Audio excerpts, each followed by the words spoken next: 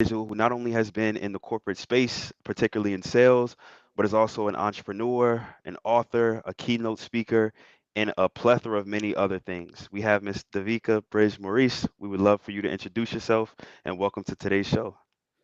Hey everyone. Well, thanks for having me, Nigel. I was Of course. honored when you reached out to me to share some thoughts and insights. But Davika Bridge Maurice, CEO, founder of Bridge the Gap Consulting, author of Thrive in Color. And before starting Bridge the Gap, which is a global talent and leadership development firm, we partner with companies like Google and Samsung and Visa, a bunch of really awesome partners. But before I started Bridge the Gap, I worked in tech, I worked in sales at companies like Google, LinkedIn, and others. Wow. Wow. And I want to thank you personally before we kick off this show for joining. I know your time is very valuable. You mentioned some really important places and you've been in a spot, through and through where a lot of folks want to go and then transitioning on the other side.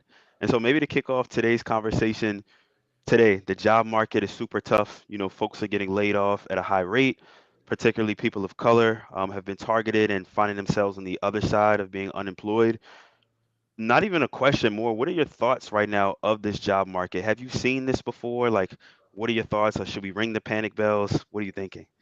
Don't ring the panic bells. That's the first part, right? Like, I, I know sometimes to people it probably sounds a bit fluffy, but I truly believe that in layoffs and these kind of situations that might shake your world a bit, there's always something better on the other side if we figure out that transition period. And I do have some kind of tricks and tips to help with finding like that next play or that next role, whatever that looks like for you. So no panic bells, but Yes, I understand the panic around it. Your livelihood matters. Your ability to, provide for your family matters. So I don't want to, I don't want to say it's like a light thing, but I also want you just to consider that yes, layoffs are happening. Yes, it's the impact of our economy. There's a lot of transition in the workforce the last several years. And at the same time, there are still a lot of great opportunities. There are companies that are hiring, the companies that you likely want to be a part of. But I think how you actually get in front of those opportunities has changed significantly. So it can't just be, spending your for whole sure. day applying for roles and submitting your resume. Now the game has changed. You really have to lean into your network. You have to make direct contact and you have to advocate for yourself, highlighting your contributions and achievements to get you in that door. So the way, I guess job hunting or finding your next opportunity has definitely evolved. For sure. And I'm based in Miami, and you're in Atlanta, correct? Yes, Atlanta now, but Okay, from Toronto, grew up in the Bay, so I've been everywhere. perfect. I put this question on my LinkedIn, and it caused a bit of controversy. I want to get your take. I said that I could be wrong. If you live in a big city and you are at month 7, 8, 9, 10 with not a lot of success in the job market, you may not want it bad enough. And I said that as in there's a lot of in-person opportunities, and of course with a grain of salt there's always situations, etc. But from a big city standpoint, the Bay, Toronto, New York, Atlanta, what should people do, or what should they consider if you live in some of these bigger metropolitan areas in terms of networking, finding jobs, etc.?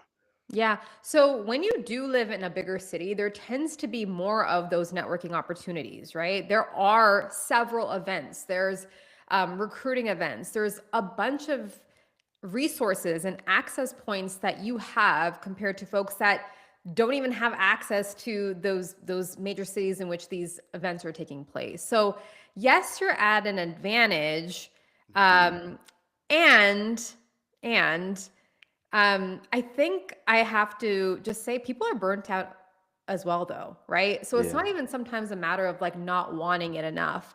for I sure. think the last few years have like taken people out, like Tired, tired. mentally, they're tired. And if you've experienced a layoff and we don't know what the implications of that layoff was. Was it a toxic work environment? Had they been dealing with that for the last, Mm, several years or what have you? So there's all these nuances to consider.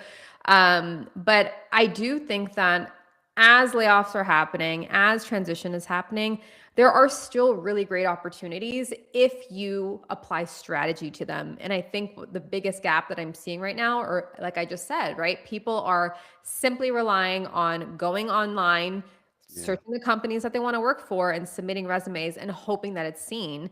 But that's not the way to land your next opportunity anymore. It does take more intention, it takes more curation. But generally, from what I've seen, and I've helped quite a few people land their next opportunity, especially this last year.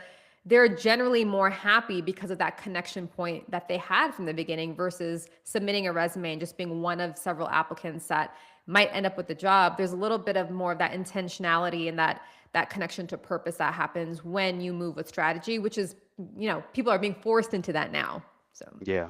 Yeah, it's not as easy like back in the day. Maybe if you were a good candidate, you put in a few applications, you get a call back, and it should be okay, maybe in a few weeks, couple of months. Now, on absolutely. average, I don't know the statistics, but I'm seeing anywhere from 6 to 8 months, strong, college educated, and that's scary, right? Especially when I'm thinking about my underrepresented folks. I Yeah. saw a study saying that black women specifically at a higher percentage unemployed. When you hear Hmm. those things, I know we say no panic bells, but what should people be doing or considering, whether you're A, getting a job, or maybe B, you have one and you want to make sure that you're okay if something happens? Yeah, there's a couple of things. One, you have to make sure your LinkedIn profile is right. Mm, So, some folks are leveraging LinkedIn as an option, but I can tell mm, you that 85% of recruiters are actively using LinkedIn to find talent like you. So, if your profile is not up to date, if you're not even leveraging your profile, if you're not posting content that, resonates with you, if you're not leading the narrative of your skills and strengths and your expertise, then you're already being left behind. So yeah. that's LinkedIn is not an option anymore. It's a must have. The other part of that, and I talk about LinkedIn a lot because I worked there for so long, so it's almost natural. But another piece of this is have some solid recommendations. So your profile has the opportunity Mm, to tap into your network. It could be current colleagues, it could be past colleagues, previous managers, mentors, whatever that looks like for you. Whoever has line of sight into your skills and strengths, your areas of expertise, how you are to work with, get them to write you a LinkedIn recommendation because that already builds trust and credibility from the jump versus getting further in the interview process and it's taking longer because they have to make sure that not only are you qualified, but are you somebody that is going to be a person of integrity? Are you going to be mhm. someone that is going to do the job well? When you have referrals and recommendations already on your profile, it eliminates that layer of that trust factor that still needs to be cultivated in the recruiting process. And then Mm, lastly, you have to tap into your network. yeah. So, if you are somebody that's in the market right now, whether you've been laid off, you're looking for your next job, or maybe you're just ready to move on to your next thing, but you're scared, hey, if I move, how will that work out for me? Tap into your network more than you do into blind applications because Mm, your network can advocate for you. And remember, your network, when they are referring you, are being incentivized most of the time for internally. sure. So they Hmm. want to refer you as long as you're someone that's, credible of being referred, right? So go on your LinkedIn, go through your phone book, go through your email, however, you have a glance at your networks and see where they're at today. A lot of people have made a lot of moves, even for me. I mean, I'm pretty active on LinkedIn. But sometimes I don't even realize, hey, my friend works at that company and I've been trying to, pitch to them. Let me get the introduction. But you don't know unless you take the time to scan your network, see where Mm, people are at, and then just lead with transparency. I'm looking for my next role. I've been laid off. I'm looking for my next right. opportunity and tell them, why that company. Well, tell them the roles that you're interested in. Send them the job links. Like give them everything that they need to facilitate a warm introduction. And that's going to help you way more than blindly applying for roles. 100%. And to your point, I always say conversations over applications. I'm a Yes. big sports guy. It's almost like we're in the league, in the NBA. We're all players. Yeah. And, you want to post your highlights, post your wins, post your successes. But we're all in the league. We're all professionals to an extent. And you can reach out to learn from other players, teams, coaches, etc. Now, to this point, I've gotten this pushback myself, and I'm a Mhm. extrovert. I'm in sales. You obviously you have had a long, successful career in sales as well. What about the introverts? What about the people who say, I don't want to post, I don't want to use LinkedIn, I don't want to show anything, I don't want to network, or I don't know how? Like, what do you say to that person? Not obviously go do it, but maybe speaking to that inner person or emotional awareness on how or some different things that they can do because it may not be as natural for them. Yeah. So you have to one realize how you best network, right? So if you're someone that, I hear this personality difference argument all the time. I'm an introvert. Well, if you're an introvert and you keep just saying, well, I'm an introvert, I'm not going to do this, I'm not going to do that, you're always going to be left behind. So think about Mm, how you build relationships most effectively. If it's going into a networking event by yourself and that's intimidating to you, well, invite a few friends along, invite a few peers mm, along, right? If you know you just don't like those environments, it doesn't feel organic, well, then you have to get really good at introducing yourself on LinkedIn and sending those DMs and getting over the fear factor of rejection. And what if they don't respond? But there has to be something there where you're able to build connections consistently. And the other part of that is um, being thoughtful of your worth. yeah. A lot of people are willing to help you. A lot of people are willing to connect with you, really willing to have a conversation, but it's in your approach, right? Who are you? What are you known for? What do you Mm, need? What are your questions? What is the time allocation of what you're asking for? So when you really equip people with the information, they can make an educated decision on if they're willing to give you that 15 or 20-minute coffee chat or talk to you about that specific role. But there has to be intention in that. The unfortunate part is these things aren't really taught, and it's not the way society operates any longer. We're yeah. very transactional. We're very Mm, selfish in a way. But as you're networking and building connections with new people or even revisiting past connections, it has to be more about the other person and making sure that you're equipping them with what they need to help you. So I've highlighted all of this in my book, Thrive in Color. yes. That helps people understand how to own your narrative, how to, advocate for yourself and then advocate for your needs as well if that's been a challenge. And I can tell you, if you're feeling challenged with that, you're in good company because most people do. 100%. And you shouted out your book. I want to talk about it. Thrive in Color. It's been on the market. But for those that maybe are not as familiar, could you maybe just give us the summary synopsis or maybe some really strong points in terms of your perspective when it comes to thriving in color? Yeah. So, Thrive in Color really is a book that encapsulates all of the work I've done globally with major organizations. So, like I've said, I've worked with Nike, I've worked with Google, I've worked with Meta, Visa, a lot of these great companies. But I kept getting the question of, well, Davika, how do we work with you?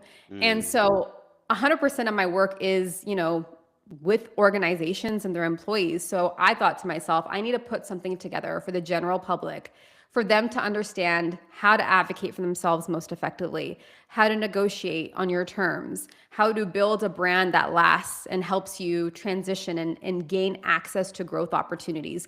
So all of those tangible tools that you can execute on today is included in Thrive in Color. It is written, I wrote it with a heart for underrepresented talent because Nigel, there's not a lot in the market that actually gives you the how to and the context to why this matters.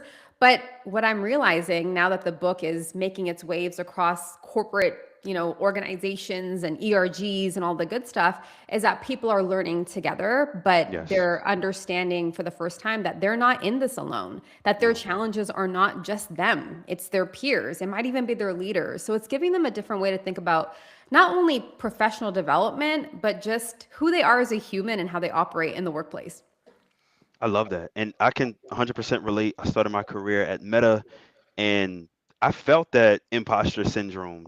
I've coached people who, not all they don't know how to stand up for themselves. Even myself, just personally, like not always knowing how to showcase your wins. It doesn't always feel natural. It feels, especially if you're somebody that's really genuine. You kind of Yeah. have a lot of friends. You operate off a certain moral code. When you get into the corporate space, it becomes a bit unnatural to kind of like show off or to highlight or maybe gloat. But you understand maybe the folks that are doing like playing the game a bit more visible, maybe get promoted faster. There's like a code that I'm still learning to this day. Like, can you talk more about maybe some things that I guess aren't necessarily taught, but some just kind of controversial or just different tips that, folks, my audience can do when it comes to the corporate space that maybe they don't know?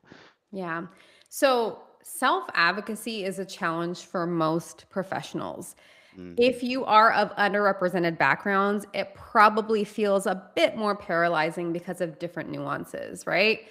This is the way that I help people understand the severity of self advocacy, though.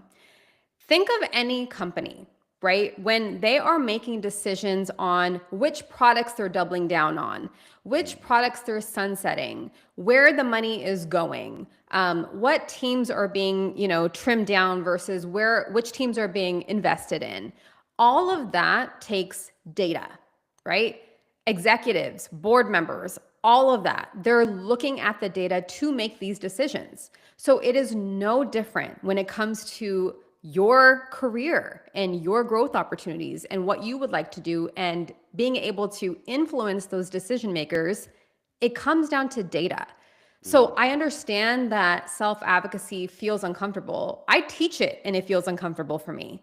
But I understand and realize that if I am not sharing the data around my expertise, the data of my contributions, the data of my accomplishments, then nobody's going to do that for me. Right. So Yeah. we recognize that it's a challenge. We recognize it feels uncomfortable. And at the same time, how do you push past that with actual tangible tools and speaking the language of decision makers and doing it in a way that is data driven versus, bragging driven, which that's the fear most people have is, am I coming across as conceited or am I coming across as bragging? But there is an art in how it's done consistently to support your growth and development goals. And the thing is, the folks that know how to do it well, I don't know, but it seems like they don't have that thought. They just do it, and that's the goal to to get there. It's like Well, also culturally, we come from a space where it's like you want to do good, but you maybe don't want to shine and blast everyone else. Or even if you're looking at the sports or athletics world, it's like, hey, if I'm good, you guys can watch me play. I don't need to tell you, right? You can just see me play. And we translate that to corporate, like, hey, I'm making my calls, I'm hitting my numbers. yeah. However, when it's time to pick, who gets the next promotion or who's highlighted at the monthly stand up, they're not seeing I just scored 40 points. Like, how are you picking somebody that scored 15? But Yeah. there's other things and again still learning this, and it's kind of like a new language. Honestly, corporate is a new language. It's a new space Mhm. and culture. Don't you notice though? I feel like everybody listening to this right now can resonate with in the workplace.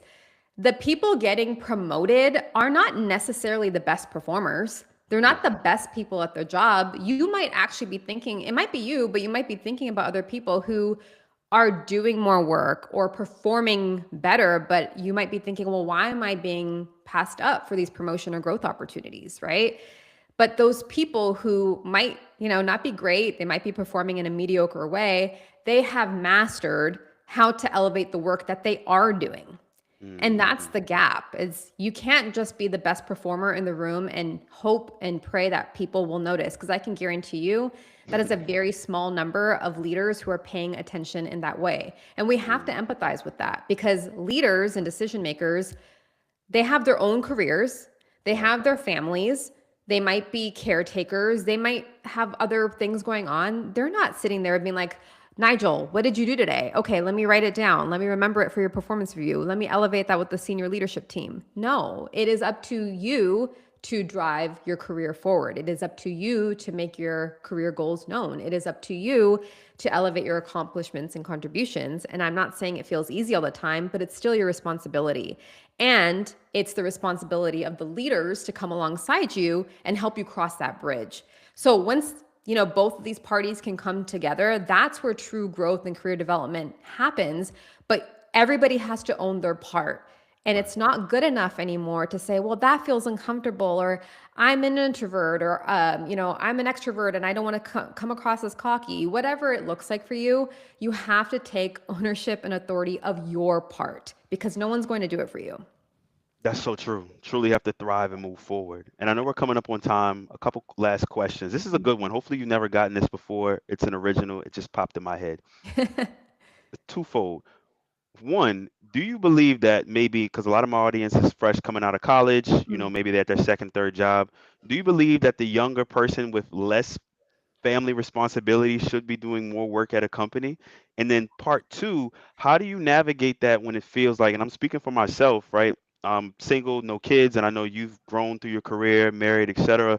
But Yeah. like, how do you navigate that when, it seems like people get a pass, I got to go pick up the kids, or hubby needs this, or my wife needs that, and you don't necessarily have that family dynamic play, and they may see it as you're more available, etc. Like, have you dealt with that or seen that? What are your thoughts there?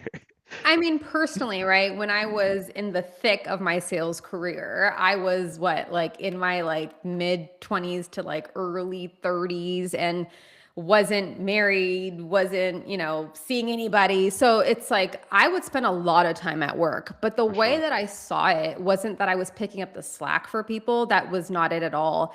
I just knew that in that season of my life, Right. I had more capacity to learn. I had more capacity to put myself in positions where I could learn on the job. I had people that could mentor me. I just did more, but it was for my own growth, not Right. necessarily to take on more work or take on more responsibilities because I had the capacity. It was mostly like, what can I do now? I mean, even now, as a woman happily married and working on, having children, even in marriage, I'm like, how do I maximize this time with my husband now? How do we travel and do all the things? So you just have to ask yourself, like, what are your boundaries? What are your goals?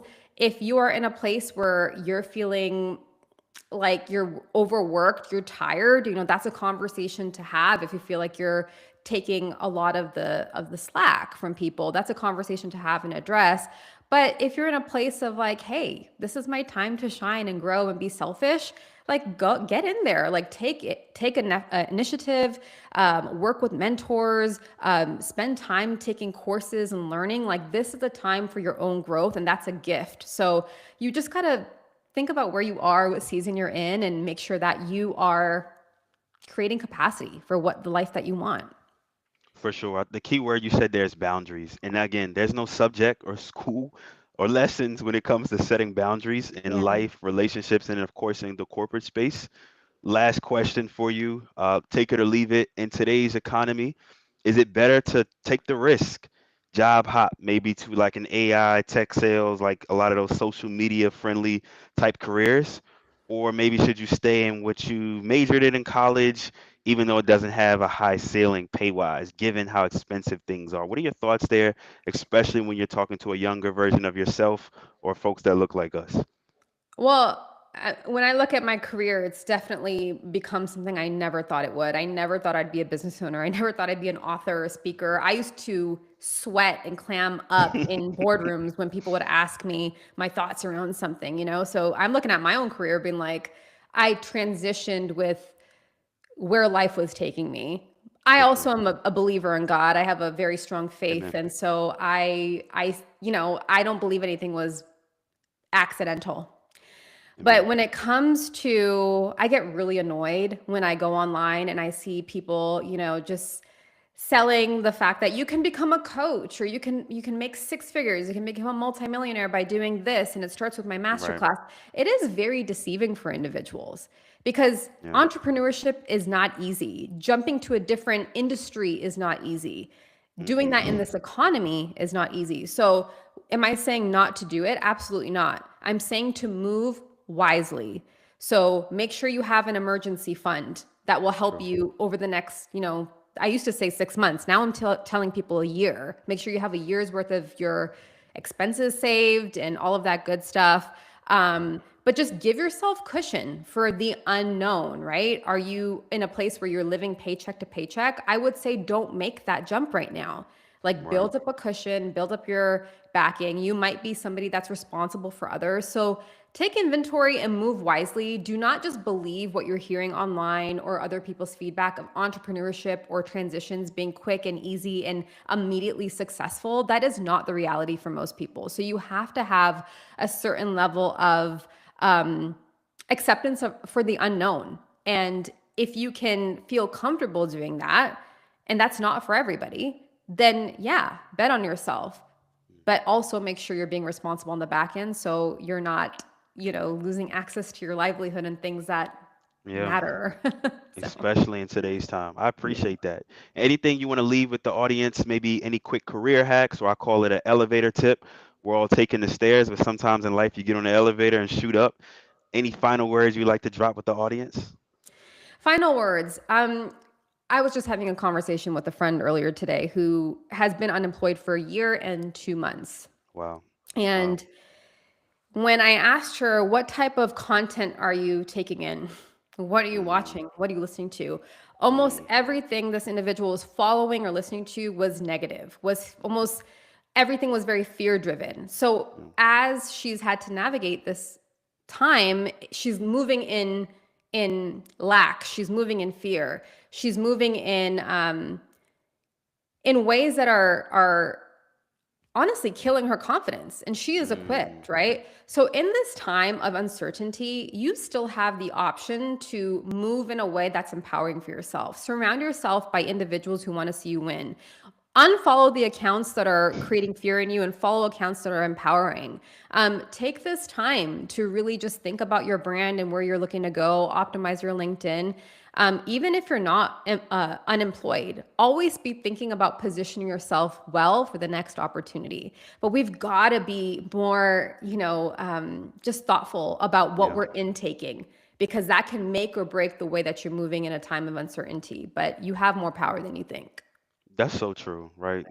From music to conversations, your friends, it's so important. And Mhm. Davika, thank you so much. This has been amazing. Where can people find you? How can they stay in contact? What's the best, I guess, platform, etc., that they should connect with you on? Well, I am a LinkedIn girl. I'm not really good on the other socials. So at Okay, Davika Bridge Maurice and or davikabridge.com. amazing. Thank you so much, Davika. Thank you.